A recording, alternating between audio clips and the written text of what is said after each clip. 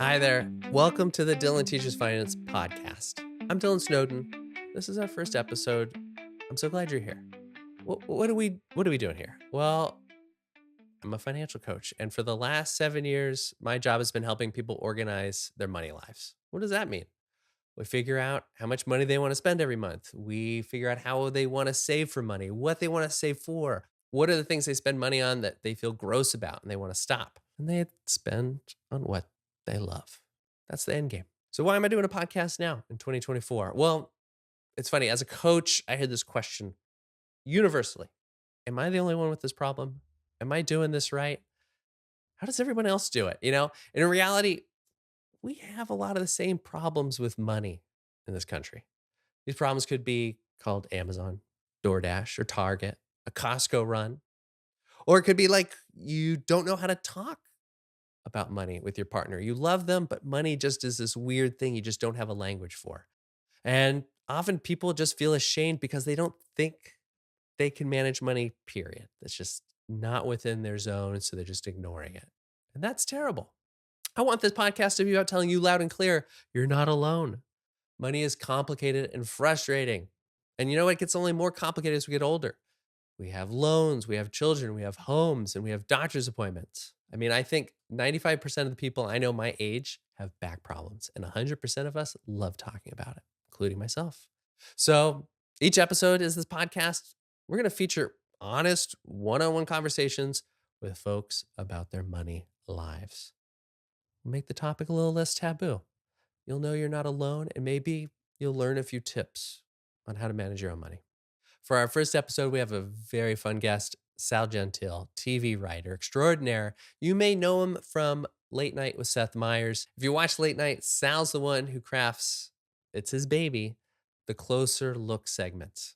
I've known Sal for nearly 15 years, and I'll say this conversation surprised me still. I didn't know how money has been source of fear for him for so long, his whole life. How he waited 10 years before opening a student loan statement, meaning kept getting envelopes, didn't look at it. 10 years. And if it was up to him, he would spend $0 on clothes for the rest of his life. Why? Because he'd wear one of his 32 free Mets t-shirts, a dresser full of cotton Mets paraphernalia.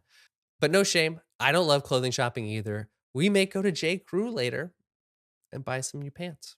And you'll hear how he finally started feeling comfortable about money. It had something to do with, spending money on his small child helped him decide he could spend money on himself. Oh, and don't forget to subscribe to Dylan Teaches Finance wherever you get this podcast, and check out our video podcast on YouTube. Get the full visual experience. So let's get into it. Here's our conversation with Sal Gentile. I hope you enjoy it.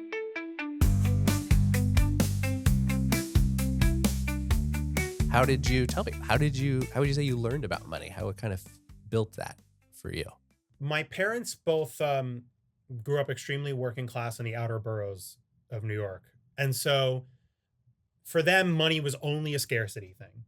And so that's what they passed on to us. So I only thought about it in terms of like, nobody ever talked about it in a healthy way. There was no healthy communication about money.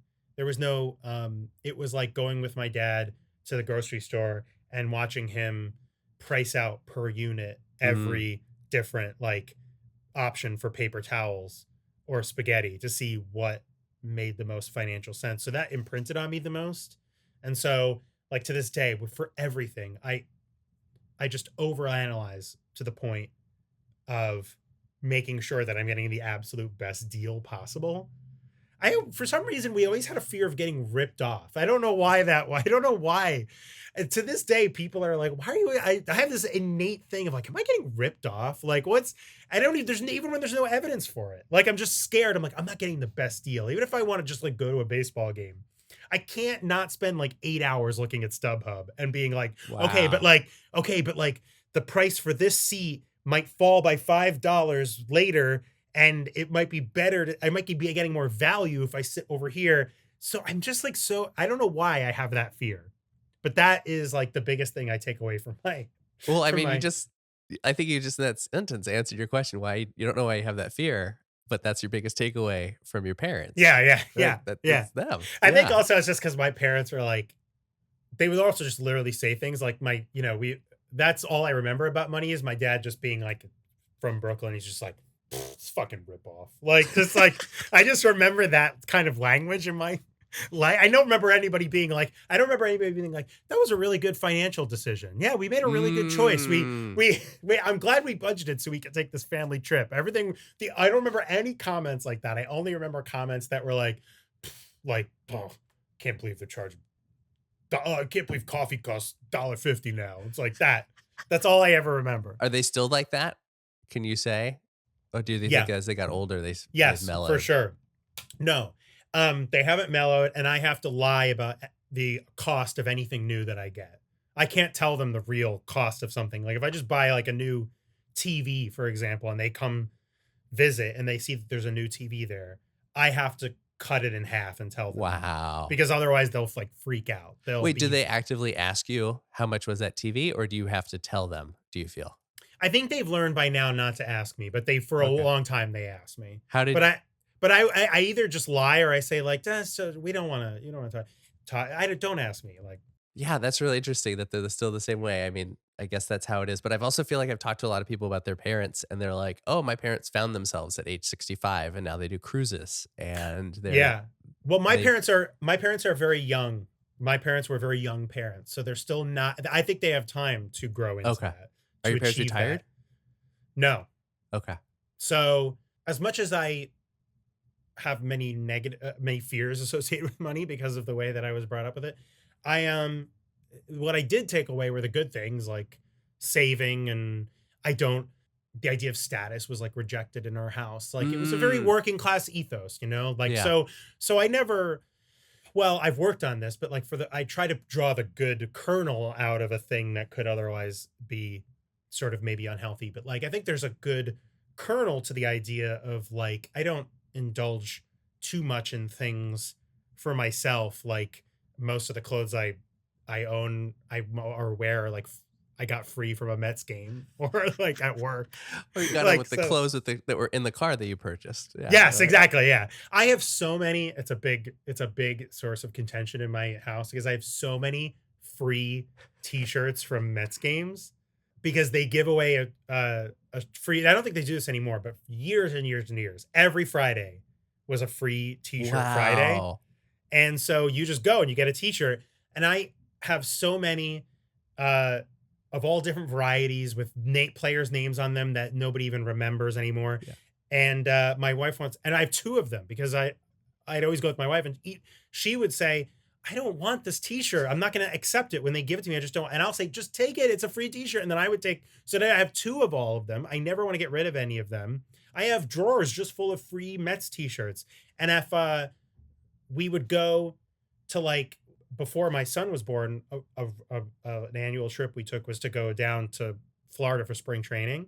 And I'd wear my free Mets t-shirts, and I'd see other guys there wearing the same shirt. And it would just be like kind of a look of like a nod. Yeah. Like, yeah, we both went to the same game and got the free shirt. Yeah, that's your community right there. Mm-hmm. Well, so you wear them in Florida, or you did wear them in Florida. Are you wearing them on a day-to-day now? Like how often in a month, Sal, do you have one on right now? I'm almost certain that I have a free Mets shirt on. Can we see? This is a video podcast, so for our listeners, Sal's gonna show us. I have a free Mets t-shirt on right now. That's from a game probably like 7 years ago would be my guess. Oh man, I have so many thoughts about this. This is so great. Sal, you're just like you're just a gift that there's so many layers to unpack. So you also mentioned this as a source of contention. What would Jackie say if she was here? I don't want you to put words in her mouth. I'm gonna cry. She would be like, why do we have all of these shirts? They're not necessary. I think I don't, because the other thing is like, this is what I value them for. I wear them in the house, or I wear them like this, like under something. But I don't walk around where I rarely just like put on the free. So she's like, you don't even, like, most of the time I have to wear something to go that's appropriate for work or some other situation, which just doesn't include a free Mets t-shirt. I can't go to the Emmys in a free Mets t-shirt. Yeah. So she thinks they're taking up too much space. There's too many of them. I could even just like select a few, but they're free.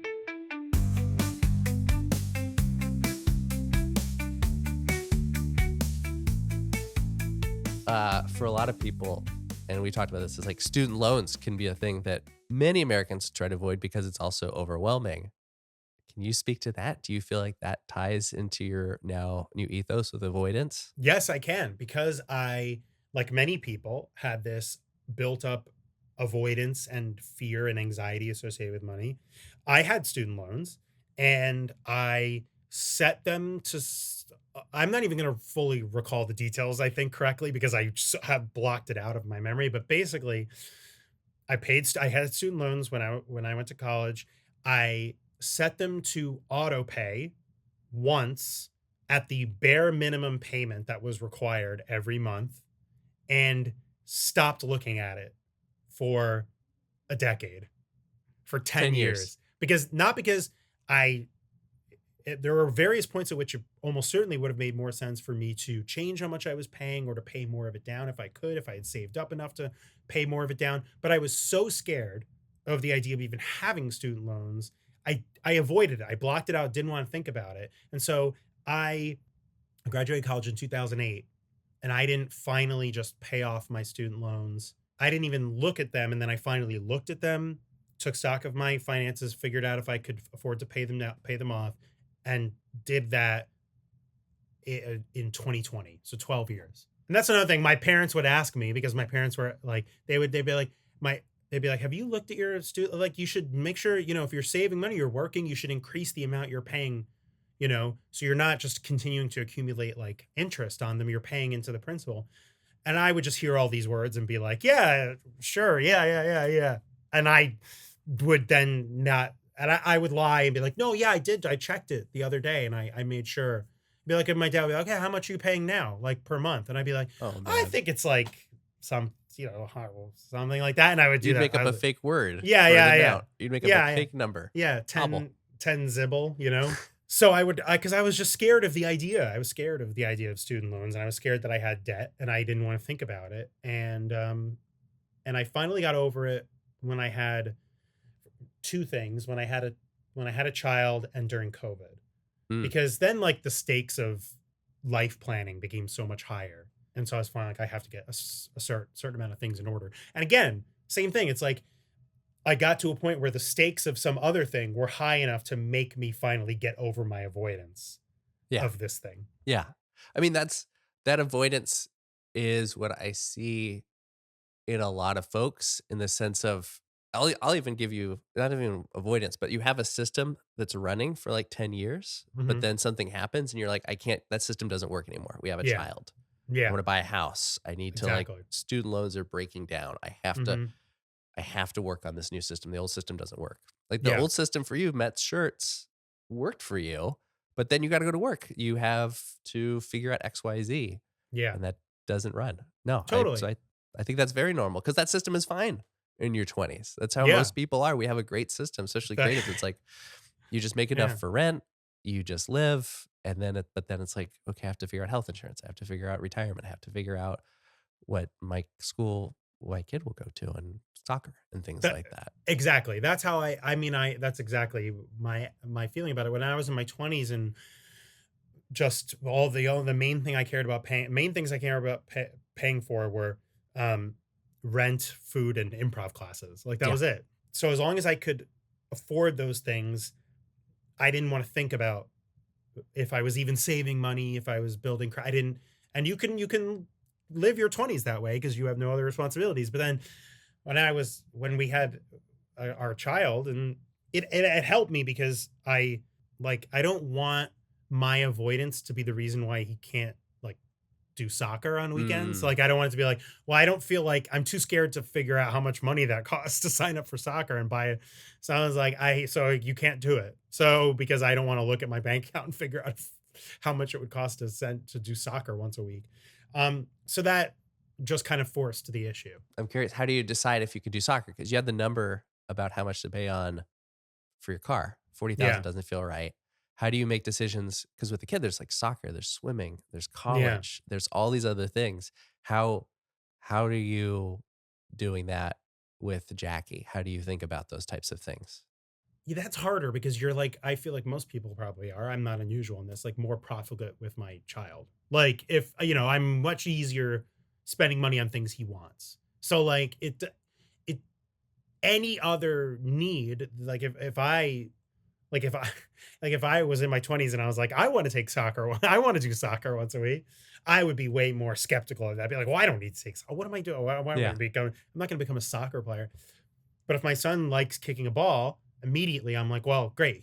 He wants to do soccer. I have no problem spending money on soccer. Mm, So it's just a question of value more. I value the things he's interested more, a lot more than the things I value from the things that I'm interested in or need. that can go the other direction too, right? Like if people have kids, they're like, "Oh, there's no bottom to the amount you can spend or no Totally. too high."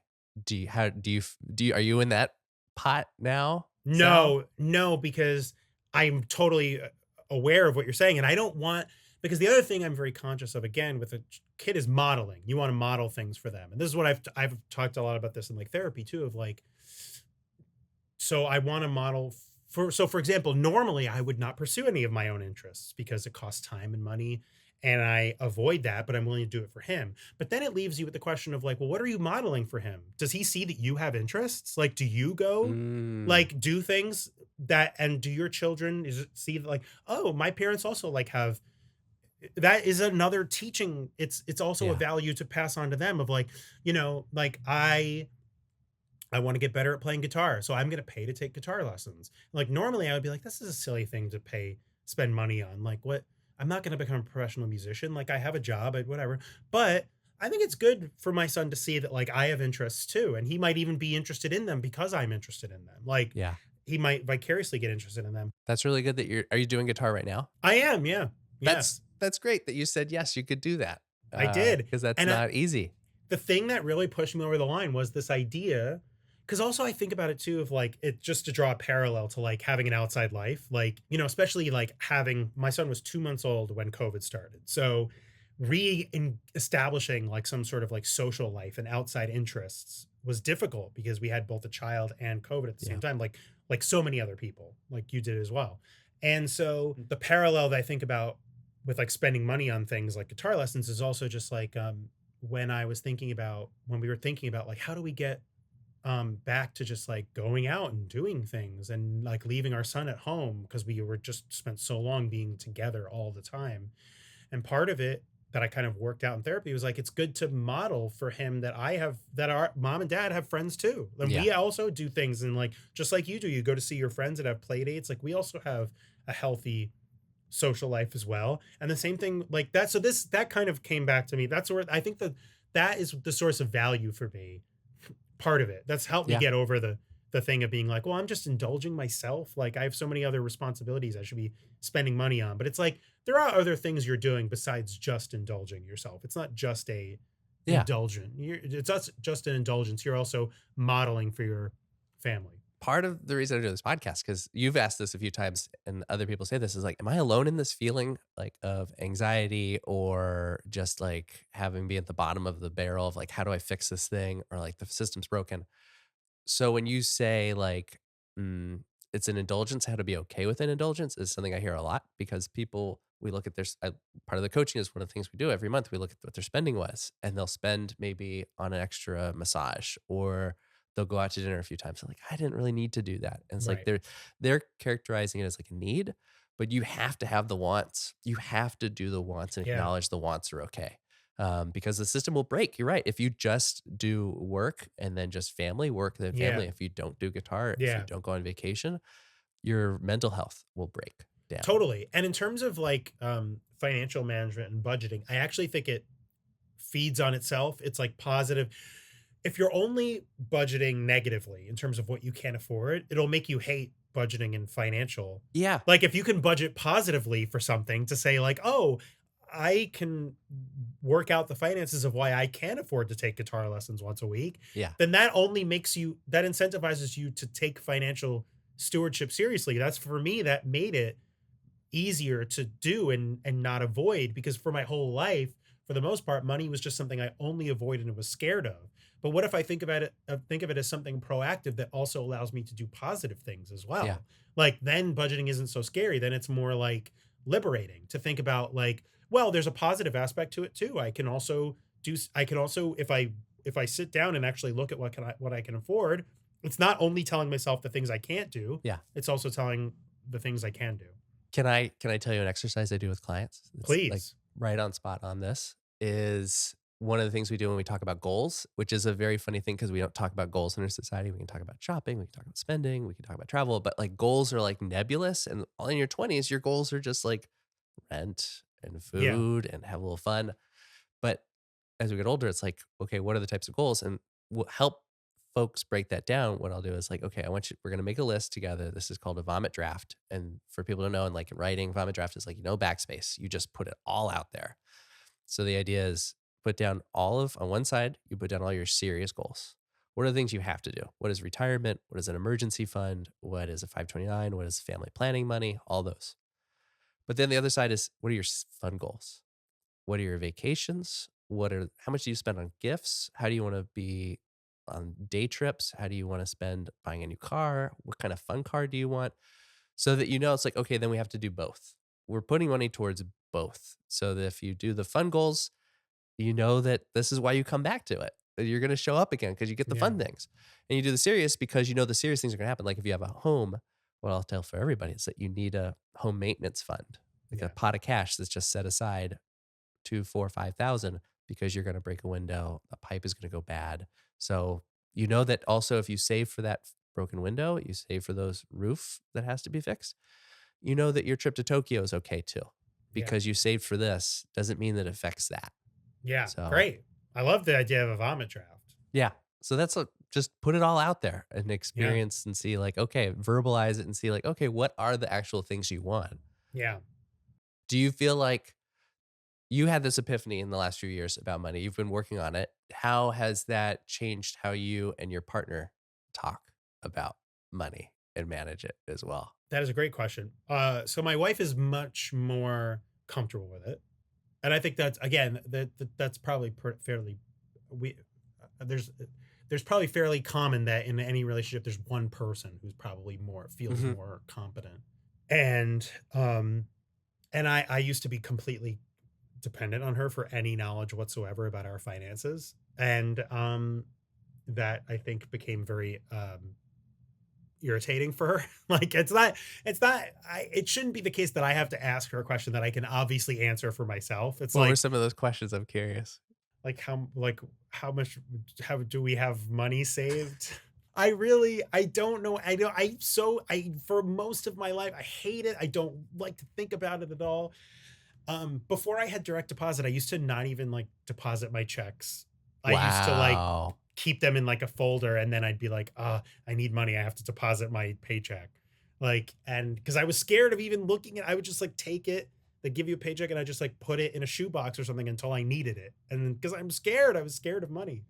Um, so I really would have no clue about anything in my life other than whether I could afford my rent, afford food, and afford to take improv classes. So that was like it. It's changed in that I'm now competent as well. Like I feel comfortable looking for myself at our finances, and getting the most basic information doesn't mean that we can't have conversations about what we value, but it does. I don't have to ask anymore. Like, do we have a bank account?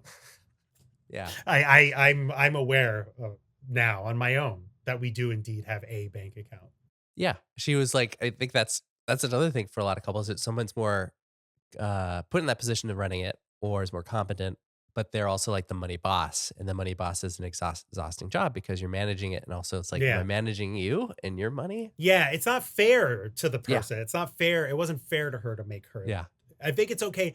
I'm fine with her still like outranking me. I'm actually okay with that, but it shouldn't be her burden to educate me on our finances. But Hmm. I'm okay. But also because I don't like making decisions. I just am like paralyzed by decision anxiety. So it's not even that I prefer that she outrank me. I just prefer that because I prefer that she make the decision because I can't make, I'm scared of making decisions. It's like I would do that thing where I hover on StubHub all day for 8 hours just to buy a ticket to a Mets game. So if I just say to her, like, oh, you just buy the ticket to the Mets game, she'll just do it immediately. She'll just buy the ticket she wants. So, so I'm okay with that aspect of it, but it shouldn't be her burden to educate me on the basics of our finances. You sound like you've come a long way since you've been with her for many years also. Yes. What would Jackie say she wants you to work on with money over the next 5 years? Like, what's the next transformation for Sal and money? Or you can answer that for yourself too. Probably just again, like, I mean, fewer Mets t-shirts, maybe. I think probably That's still. fine. Yeah. But what does that mean to be living with fewer Mets shirts? It means buying myself clothes once in a while. And I guess again, not that being her burden. I don't want her to buy clothes for me, but because I only have Mets t-shirts, I think maybe sometimes she feels like she has to, and it shouldn't be. I should be self-sufficient. I should be an autonomous human being. Do you feel like you have the money to go out and buy $500 worth of shirts? Maybe some shoes? I guess, but that's such a fungible question. It's like I could, but then the question is that goes through my mind, of course, is what else could I spend that money on? Mm-hmm. And there are just it comes back to value. There's 10 other things that would be on the list for me before clothes. You said it's a low priority for you to make that change. Where's it the priority level for your partner, would you say, for you to upgrade? At the point where she's ready to call 911. Is that high? She's ready to report me to the It would be authorities. one of the episodes of 911 was they would basically come to your house and fix that. That emergency show, or like a bunch of a rescue squad would rip the Mets t-shirt off of me, and they would use jaws scissors. of life. To cut it off. I think it's good that here's what I've pitched for not you, but people listening, but you if you want to, is that I think you should sit down and be like, what are those values of if we had $5,000, where would we value to put that money, and to see where those things match up.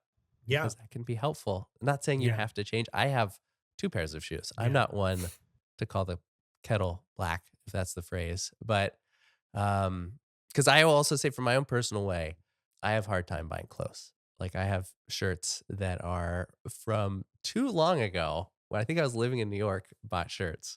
And that was you and I we probably have shirts. We definitely have shirts that we wore together. Yeah. I have one more thing for you. Yeah. Do you I'm very proud something else I'm very proud of recently. I didn't even really realize it. I mean, I kind of knew it, but I didn't realize how long it had been. That I have achieved near full Amazon abstinence. Get out of here. Oh. And I have not bought something off Amazon in months. Since even at Christmas, I was buying stuff. I was trying to think of if it included Christmas. I do think that it must have been Christmas that I did buy a few things off Amazon, but definitely have not bought anything since Christmas on Amazon. I don't even open the app anymore. It's been relegated to near obsolescence on my phone. And it just occurred to me the other day because I thought about something that I thought normally I would have to buy on Amazon. And then I realized I don't even look at that app anymore. How did this come about? That's pretty extraordinary. Yeah, I hate the amount of waste that's involved with Amazon stuff, just the packaging, and also the amount that you get, something that's maybe not the best quality, and then you I would overbuy because even small things, if I was fixing something around the house, I'd order some I don't know. I'm trying to think of a random example, but tape or air conditioner foam or something. I don't know, just and I realized I hate, first of all, I discover those things lying around the house because you buy too much. Amazon gives you too much by necessity. And I also just realized I can walk to a store to buy them. I don't know why. There's the other thing that's odd to me that I'm trying to process. I didn't have some sort of big breakthrough. I just knew I didn't like it. I don't like relying on Amazon for stuff. I know I can easily walk. I live in a walkable, I live in Brooklyn. I live in an area where I can walk to pretty much buy almost anything that I would need on a daily basis. And so for that reason, I just never liked it, but I didn't have like a big breakthrough. Just suddenly one day I realized I'm trying to figure it out. I'm trying to do self-analysis. But why have I not bought something on Amazon in like 4 or 5 months? And I'm not entirely sure I've cracked the case, but I'm happy about it. Yeah. So you were overbuying on small things. It feels like a Sal from a year ago. Yes, like I would overbuy on stuff like cleaning supplies, for example, and that kind of thing. That's interesting. Because that's how when spending's out of control, like a lot of people come to me and be like, I don't value where I spend money. And I know I Hmm. need to change it because the more we earn, it can also be the more we spend because you're earning well at your Yeah, job. You have a full time job. In our 20s, we're earning more, hopefully now at your age, Sal, yeah, than you were at 23. yeah, So it's like the yeah. more you live, the more you earn, you could just spend it. Like that's lifestyle creep. It Hmm. just goes up. And so Yeah, where that isn't necessarily, I don't have any clients going to Paris every 2 weeks because if you knew you flew to Paris every 2 weeks, you'd be like, oh my God, this is so expensive. But we have, Amazon boxes twice a week that'll come to house, or like yeah, we'll stop by Target every time we come home, or we'll go to Costco and we'll buy a big shop once a yeah, month. Like those are those little things. Those are spending leaks. That's how usually spending is out of control. It's the little things. yeah, So to hear that you've ended a relationship with Amazon, that's incredible. yeah.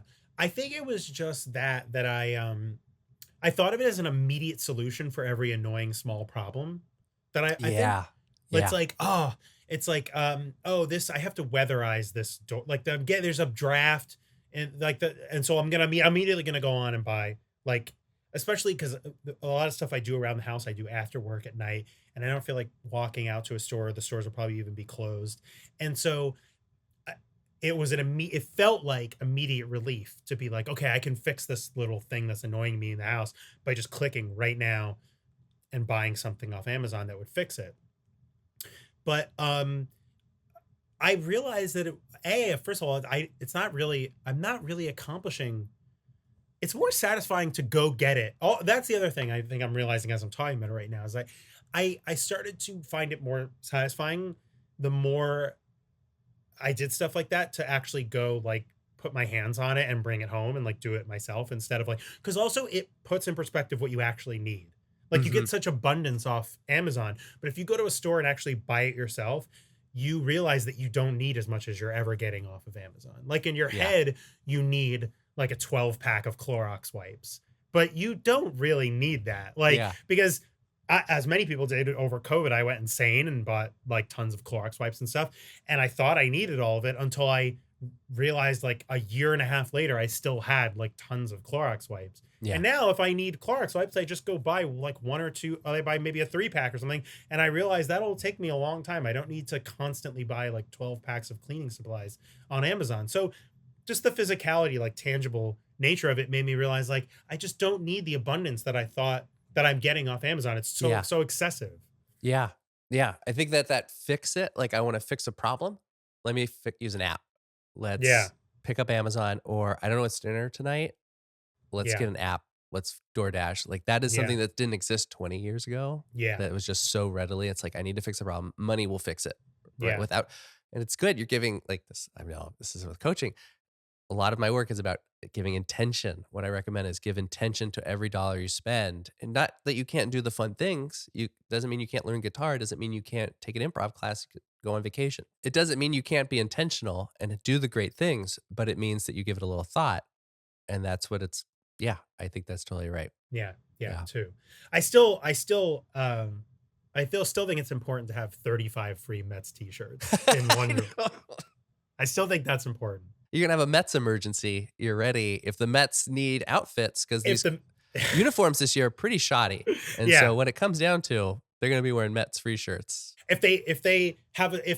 decide to play a surprise game and they need and they're not equipped, they Yeah. can call me. They really, Because MLB's really trying to get new fans by having surprise games. Like, show up in 30 minutes for a game. Text goes out. they come to the play. They wake up players in the middle of the night. There's a game now. There's a game now. That would add such a fun element to it. MLB commissioner's former improv performer. Yeah. Well, Sal, this has been great. Yeah. I really appreciate you being open. I want more people to be open about their money, and you were very open about your it's feelings. super fun.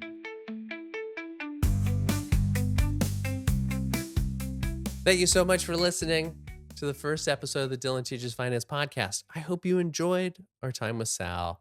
If you take anything away, just remember that every second Friday is free t-shirt day at the Mets, and Sal Gentile will be there. If you enjoyed the episode, please take a moment to rate and review the podcast wherever you're listening, or subscribe on YouTube. Your rating means the world to us, especially as we launch this podcast baby into space. If you're interested in changing your money life for the better, if you want to feel good about spending money and save it at the same time, I'm here to help. You can schedule a free coffee conversation with me to discuss your money life. 100% off the air and confidential. We'll see how you can develop a better system for your money. For more information, head to my website, DylanTeachesFinance.com. A big thanks to our amazing producers, John DeBryan and Will Hagel, for making this podcast happen. I can't thank them enough. Thanks for listening. I'm Dylan Snowden. I'll see you next time.